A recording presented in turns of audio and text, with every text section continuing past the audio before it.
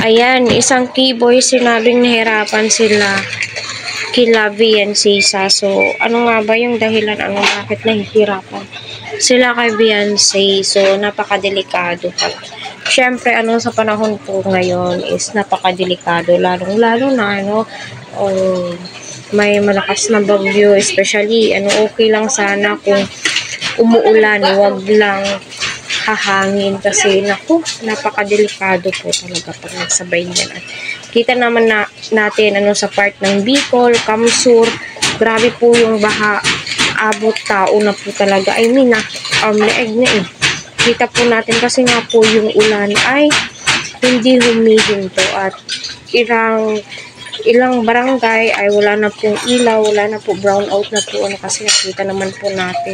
Nasa balita po yun, binalita, lalong-lalo na po, sa Facebook, marami na po ang nagpo-post, kaya marami nga po ang nabahala doon kila Beyonce. Ay buti na lamang po talaga, lahat ng Team Kalingap, especially ang scouter ni Beyonce is agad na pong pumunta doon, sila Kuya Val. Kita naman po natin na gusto po nila agad-agad na ilikas ang pamilya ni Beyonce kasi nga po napakadelikado po talaga. Oh my God, napakalakas nga naman ng ulan, hangin, at alam naman po natin nasa malapit ng baybay yung bahay niya.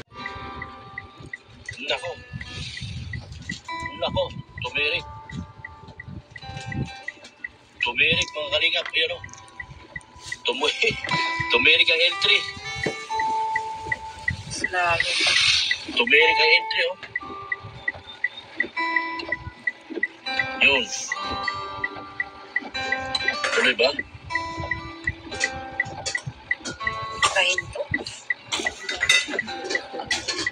Tumuloy.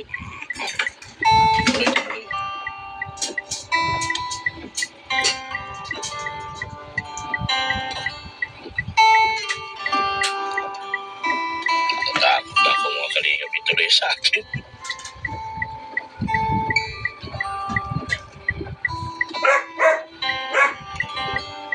Ayan po, kita po natin.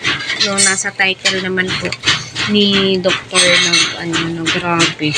Buti na lang daw po ay kinaya-kaya is napakalakas po ng hangin. And syempre, yung ulan po talaga, kaya mas mainam po talaga na nailikas po agad Beyonce kinaumagahan po ito.